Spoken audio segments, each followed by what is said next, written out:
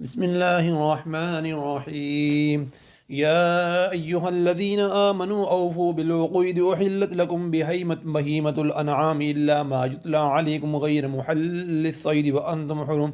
إن الله يحكم ما يريد. يا أيها الذين آمنوا لا تحلوا شعائر الله ولا الشهر الحرام ولا الهدي ولا القلائد ولا والعامين البيت الحرام يبتغون فضلا من ربهم ورضوانا وإذا حللتم فاصطادوا ولا يجرمنكم شنآن قوم أن صدوكم عن المسجد الحرام أن تعتدوا وتعاونوا على البر والتقوى ولا تعاونوا على الإثم والعدوان واتقوا الله إن الله شديد العقاب. حرمت عليكم الميتة والدم ولحم الخنزير وما أهل لغير الله والمنحنقة والموقوذة والمتردية والنطيحة وما أكل السبع إلا ما ذكيتم وما زبي على النسب وأن تستقسموا بالأظلام ذلكم فسق. اليوم يئس الذين كفروا من دينكم فلا تخشوهم واخشوني اليوم أكملت لكم دينكم وأتممت عليكم نعمتي ورضيت لكم الإسلام دينا فمن اضطر فيه مخمسة غير متجانف لا إثم فإن الله غفور رحيم.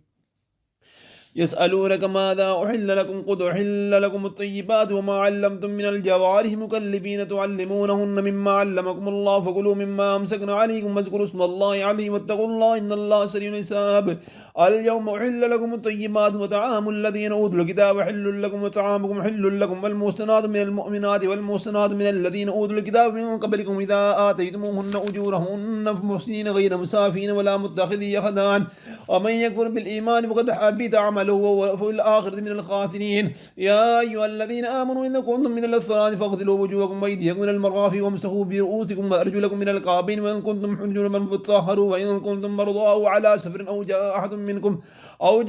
أحد من الغائط أو لامستم النساء فلن تجدوا ماء فتيمموا صعيدا طيبا فامسحوا بوجوهكم وأيديكم منه ومن يريد الله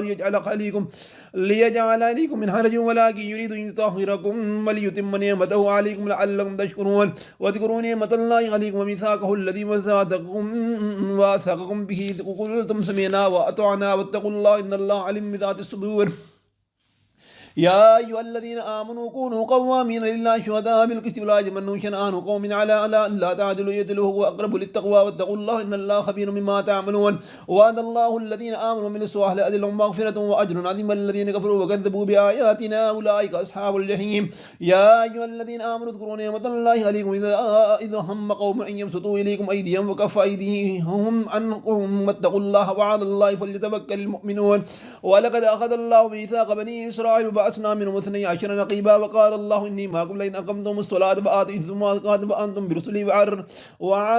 وعزرتموهم وأقرضتم الله قرضا حسنا ليكفرن عنكم سيئات ويدخلنكم جنات تجري من تحتها الأنهار فمن كفر بعد ذلك منكم فقد ضل سواء السبيل.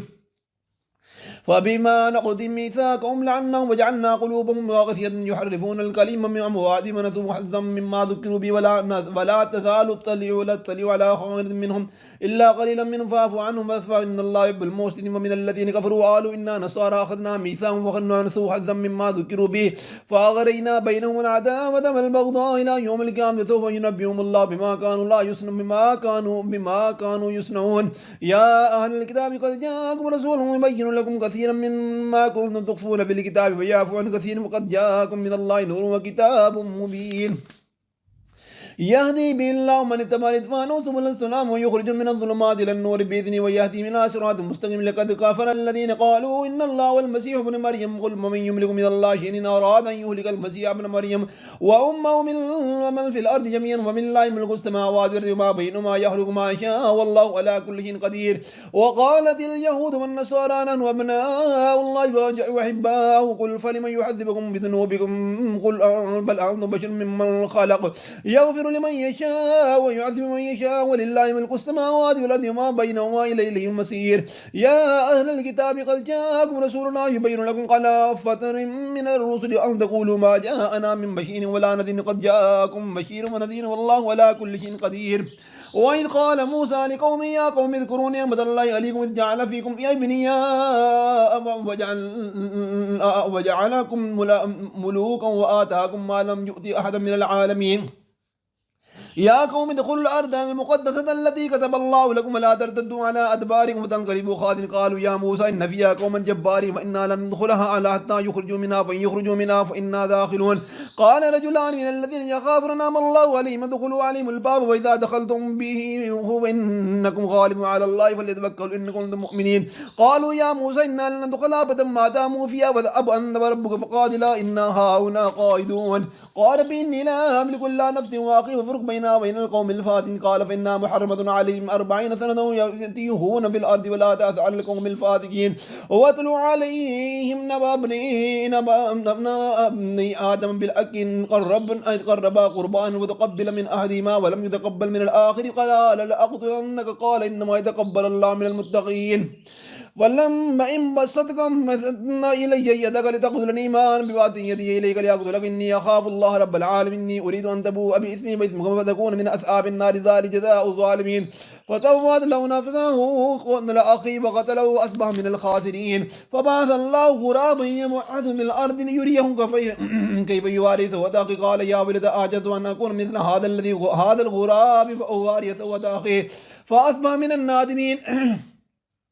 من أجل ذلك كتبنا على بني إسرائيل أنه من قتل نفسا بغير نفس أو فساد في الأرض فكأنما قتل الناس جميعا ومن أحيا فكأنما أحيا الناس جميعا وقد جاءتهم رسلنا بالبينات ثم كثيرا منهم بعد ذلك في الأرض مسرفون إنما جزاء الذين يحاربون الله ورسوله ويسعون في الأرض فسادا أن يقتلوا أو يسلبوا أو تقطع أيديهم وأرجلهم من خلاف أو ينفوا من الأرض ذلك لهم حزن في الدنيا والآخرة ولهم في الآخرة عذاب عظيم إلا الذين تابوا من قبل أن نقدروا عليهم فاعلموا أن الله غفور رحيم يا أيها الذين آمنوا اتقوا الله واتقوا إليه المسكنة وجاهدوا في سبيله لعلكم تفلحون إن الذين كفروا لو أن لهم ما في الأرض جميعا ومثله ومعه ليفتدوا به من العذاب يوم القيامة ما تقبل منهم ولهم عذاب أليم يريدون أن يخرجوا من النار وما هم بخارجين منها ولهم عذاب مقيم والسارق والسارقة فاقطعوا أيديهما جزاء بما كسبوا وكسبا نكالا من الله والله عزيز حكيم ومن تاب من بعد ظلم وأصلح فإن الله يتوب عليه إن الله غفور رحيم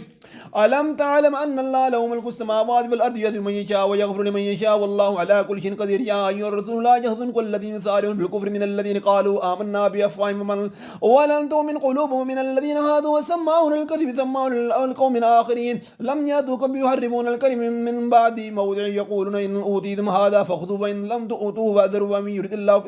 فتنته فلم يملك له من الله شيئا أولئك الذين لم يرد الله أن يطهر قلوبهم لهم في الدنيا خزي ولهم في الآخرة عذاب عظيم سماعون للكذب أكالون للسلم من جاءوك فاكم بينهم وأرد أن تورد عنهم لم يضروك شيئا أو إن حكمت فاكم بينهم بالقسط إن الله يحب المقسطين وكيف يحكمونك وعندهم التوراة فيها حكم الله ثم يتولوا من بعد ذلك وما أولئك بالمؤمنين إنا أنزلنا التوراة فيها هدى ونور ويحكم بها النبيون الذين أسلموا للذين هادوا والربانيون والأحبار مما استحفظوا من كتاب الله وكانوا عليه شهداء فلا تخشوا الناس واخشوني ولا تشتروا بآياتي ثمنا قليلا ومن لم يحكم بما أنزل الله أولئك هم الكافرون وكتبنا عليهم في الأنبياء أن النفس بالنفس والعين بالعين والأنف بالأنف والأذن بالأذن والسن بالسن والجروح قصاص ومن تصدق به فهو خير كفارا له كفارة له ومن لم يحكم بما أنزل الله فأولئك هم الظالمون وكفينا على آثار بعيسى بن مريم مصدقا لما بين يديه من التوراة فآتيناه الإنجيل فيه هدى ونورا وهدى مصدقا لما بين يديه من التوراة وهدى وموعظة للمتقين وليحكم أهل العلم ما أنزل الله فيما من لم يحكم بما أنزل الله فأولئك هم الفاسقون وأنزلنا إليك الكتاب بالحق مصدقا لما بين يديه من الكتاب وهو حينا عليه وحكم بينهم بما أنزل الله ولا تتبع أهواءهم عما جاءك من الحق كل جعلنا منكم شرعة منها جميعا ولو شاء الله لجعلكم أمة واحدة ولكل يبلوكم فيما آتاكم ما واستبقوا الخيرات إلى الله مرجعكم جميعا فننبئكم بما كنتم فيه تختلفون وأنكم بينهم بما أنزل الله ولا تبعوا فهم وأذرهم أن يفتنوك عن بعد ما أنزل الله أولئك فإن تولوا فاعلم أنما يريد الله أن تصيبهم بأمثال ذنوبهم إن كثيرا من الناس إلا فاسقون أفحكم الجاهلية يبغون وناس من الله حكما لقوم يوقنون يا أيها الذين آمنوا اتخذوا اليهود والنصارى أولياء بعضهم أولياء بعض من يتولون منهم فإنه إن الله لا يهدي القوم الظالمين وترى الذين في قلوبهم مرض يسارعون فيه يقولون نخشى أن تصيبنا ضائر وعسى الله أن يأتي بالفتح أو أمر من عندي ويصبحوا على ما أسروا في أنفسهم نادمين ويقول الذين آمنوا هؤلاء الذين أكذبوا بالله جهد إيمان إنهم لمعكم لبيضت أعمالهم فأصبحوا خاسرين يا أيها الذين آمنوا من يرتد منكم عن دينه فسوف يأتي الله بقوم يحبهم ويحبونهم أذلة على المؤمنين عزة على الكافرين يجاهدون في سبيل الله ولا يخاف لومة لائم ذلك فضل الله يؤتي من يشاء والله واسع عليم إنما وليكم الله ورسوله والذين آمنوا الذين يقيمون الصلاة ويؤتون الزكاة وهم راكعون ومن يتولى الله على رسوله والذين آمنوا فإن حزب الله هم الغالبون يا أيها الذين لا تأخذوا الذين اتخذوا دينكم هودا ولعبا من الذين أوتوا الكتاب من قبلكم والكفار أولياء واتقوا الله إن كنتم مؤمنين وإذا ناديتم إلى الصلاة اتخذوها هزوا ولعبا وذلك بأنهم قوم لا يعقلون قل يا الكتاب هل تنقمون منا إلا أن آمنا بالله ما أنزل إلينا وما أنزل من قبل وأن أكثرهم فاسقون قل هل نبيكم بشر مثل من ذلك مثوبة عند الله من لعنه الله وغضب عليه وجعل منهم القردة والخنازير والطاغوت أولئك شر مكانا وأضل عن سواء السبيل وإذا جاءوكم قالوا آمنا وقد دخلوا بالكفر وهم قد خرجوا به والله عالم بما كانوا يكتمون وترى كثيرا منهم يسارعون بالإثم والعدوان وأكلهم السحت بئس ما كانوا يعملون لولا ينهاهم الربانيون والأحبار عن قولهم الإثم وقالوا أكلهم السحت بئس ما كانوا يصنعون وقالت اليهود يد الله مغلولة علت عليهم أيديهم ولعنوا بما قالوا بل يداه مبسوطتان ينفق كيف يشاء أن كثيرا منهم وما أنزل إليك من ربك لا طغيان وكفرا وألقينا بينهم العداوة والبغضاء إلى يوم القيامة كلما أوقدوا نارا للحرب أدفعه الله ويسعون في الأرض فسادا والله لا يحب المفسدين ولو أن أهل الكتاب آمنوا اتقوا لكفرنا عنهم سيئاتهم ولأدخلناهم جنات النعيم ولو أنهم قاموا التوراة والإنجيل ما أنزل إليهم من ربهم لأكلوا من قوم فوقهم ومن تحت أرجلهم منهم أمة مقتصدة وكثير منهم ساء ما يعملون يا أيها الرسول بلغ ما أنزل إليك من ربك فإن لم تفعل فما بلغت رسالته والله يعصمك من الناس إن الله لا يهدي القوم الكافرين قل يا أهل الكتاب لست عليهم لكن حتى يقيموا التوراة والإنجيل ما أنزل إليكم من ربكم ولا يزيدن كثيرا منهم وما أنزل إليك من ربك طغيانا وكفرا فلا تأس على القوم الكافرين إن الذين آمنوا والذين هادوا والصابرون والنصارى من آمن بالله واليوم الآخر وعمل صالحا فلا خوف عليهم ولا هم يحزنون لقد أخذنا ميثاق بني إسرائيل وأرسلنا إليهم رسولا كلما جاءهم رسول بما لا تهوى أنفسهم ففريقا كذبتم وفريقا يقتلون فحسبوا على أن تكون فتنة فعموا وسموا ثم تاب الله عليهم ثم عموا وسموا كثير منهم والله كثير مما يعملون لقد كفر الذين قالوا إن الله هو المسيح ابن مريم وقال المسيح يا بني إسرائيل اعبدوا الله ربي وربكم إنه من يشرك بالله فقد حرم الله عليه الجنة ومأواه النار وما للظالمين من أنصار لقد كفر الذين قالوا إن الله ثالث ثلاث ما من إله إلا هو واحد وإن لم ينتهوا عما يقولون ليثمن الذين كفروا منهم عذاب أليم أفلا يتقون أفلا يتوبون إلا الله يستغفرون الله والله غفور رحيم وما المسيح ابن مريم إلا رسول قد خلت من قبل الرسل وأمه صديقة كان يأكلان الطعام انظر كيف نبين لهم الآيات ثم انظر أنا يؤفكون قل أتعبدون من دون الله ما لا يملكم ضرا ولا نفعا والله هو السميع العليم قل يا أهل الكتاب لا تغلوا في دينكم غير الحق ولا تتبعوا أهواء قوم قد ضلوا من قبل وأضلوا كثيرا وأضلوا عن سواء السبيل لعن الذين كفروا من بني إسرائيل على لسان داود وعيسى بن مريم ذلك بما عصوا وكانوا يعتدون قالوا لا يتناهون عن منكر فعلوه بئس ما كانوا يفعلون ترى كثيرا منهم يتولون الذين كفروا لا بئس ما قدمت لهم أنفسهم سخط الله عليهم وفي العذاب هم خالدون ولو كانوا يؤمنون بالله والنبيين ما أنزل إليهم ما اتخذوا أولياء ولكن كثيرا منهم فاسقون لتجدن أشد الناس عداوة للذين آمنوا اليهود والذين أشركوا ولتجدن أقربهم مودة للذين آمنوا الذين قالوا إنا نصارى ذلك بأنهم منهم قسيسين رهبانا وأنهم لا يستكبرون وإذا سمعوا ما أنزل الرسول ترى أعينهم ينقيض من الدم ومما عرفوا من الحق ويقول ربنا آمنا فاكتبنا مع الشاهدين وما لنا لا نؤمن بالله ما جاءنا من الحق نطمع أن يدخلنا ربنا مع القوم الصالحين فأصابهم الله بما قالوا جنات تجري من تحتها الأنهار خالدين فيها وذلك جزاء المحسنين والذين كفروا وكذبوا بآياتنا أولئك أصحاب الجحيم يا أيها الذين آمنوا لا تحرموا طيبات ما أحل الله لكم ولا تعتدوا إن الله لا يحب المعتدين وكلوا مما رزقكم الله حلالا طيبا واتقوا الله الذي أنتم بمؤمنون لا يؤاخذكم الله باللغو في أيمانكم ولكن يؤاخذكم مما عقدتم الإيمان وكفارته طعام 10 مساكين من أوسط ما تطعمون أهليكم أو كسوتهم أو تحرير رقبة من لم يجد فصيام 3 أيام ذلك كفارة أيمانكم إذا خلفتم فاحفظوا أيمانكم كذلك يبين الله لكم آياته لعلكم تشكرون يا أيها الذين آمنوا إنما الخير والميسر والأنساب والأظلام رجس من عمل الشيطان فاجتنبوه لعلكم تفلحون إنما يريد الشيطان أن يوقع بينهم العداوة والبغضاء في الخمر والميسر ويصدكم عن ذكر الله وعن الصلاة فهل أنتم منتهون وآتيوا الله وآتيوا الرسول فاحذروا وإن توليتم فاعملوا فاعلموا أنما على رسولنا البلاغ المبين ليس على الذين آمنوا من الصالحات جناح فيما طعموا إذا ما اتقوا وآمنوا وعملوا الصالحات ثم اتقوا وآمنوا ثم اتقوا وأحسنوا والله يحب المحسنين يا أيها الذين آمنوا ليبلونكم الله بشيء من الصيد لو تنالوه أيديكم وما حكم ليعلم الله من يخافه بالغيب فإذا بعد ذلك فإن فله عذاب أليم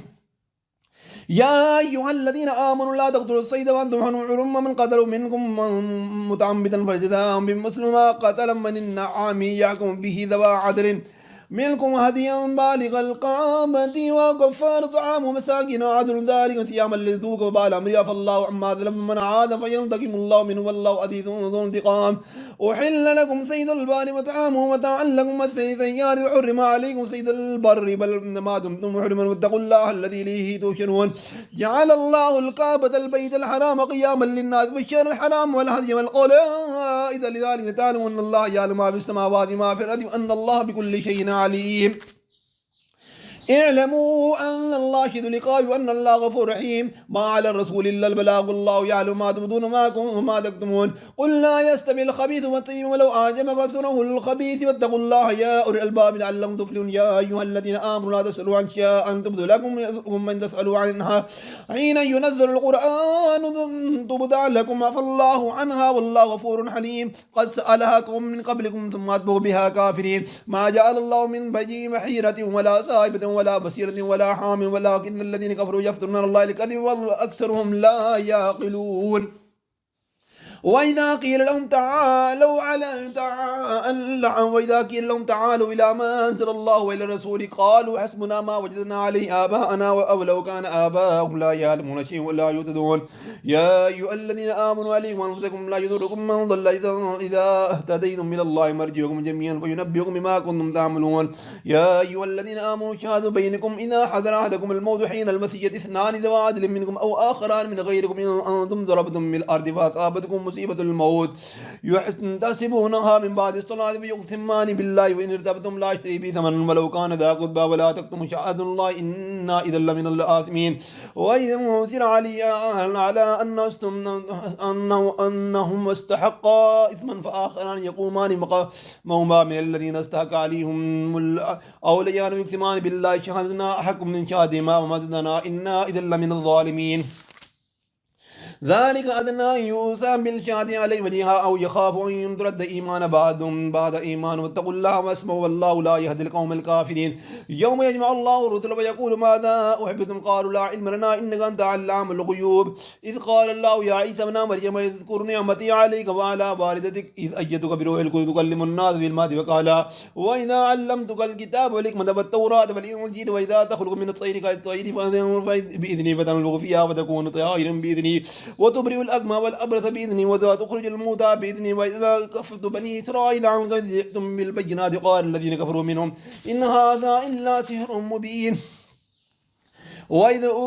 أوحيت إلى الحواريين أن آمنوا بي وبرسولي قالوا آمنا واشهد بأننا مسلمون إذ قال الحواريون يا عيسى ابن مريم هل يستطيع ربك أن ينزل علينا مائدة من السماء قال اتقوا الله إن كنتم مؤمنين قالوا نريد أن نأكل منها وتطمئن قلوبنا ولا لمن قد صدقنا فنكون عليها من الشاهدين قال عيسى بن مريم اللهم ربنا أنزل علينا مائدة من السماء تكون عيدا لأولنا وآخرنا وآية منك وارزقنا وأنت خير الرازقين قال الله إني منزلها عليكم فمن يكفر بعد منكم فإني أعذبه عذابا لا أعذبه أحدا من العالمين وإذ قال الله يا عيسى بن مريم أنت قلت للناس اتخذوا أمي إليهم من دون الله قال سبحانك ما يكون لي أن أقول ما ليس لي بحق إن كنت قلته قد علمته تعلم ما في نفسي ولا أعلم ما في نفسك إنك أنت علام الغيوب ما قلت لهم إلا ما أمرتني به أن اعبدوا الله ربي وربكم وما كنت عليهم شهيدا ما دمت فيه ولما توفني كنت أنت الرقيب عليهم وأنت على كل شيء شهيد إن تعذبهم فإنهم عبادك وإن تعرفهم فإنك أنت العزيز الحكيم قال الله هذا يوم ينفع الصادقين صدقهم لهم جنات تجري من تحتهم الأنهار خالدين فيها رضي الله عنهم ورضوا عنه ذلك الفوز العظيم لله ملك السماوات والأرض ما فيهن وهو على كل شيء قدير.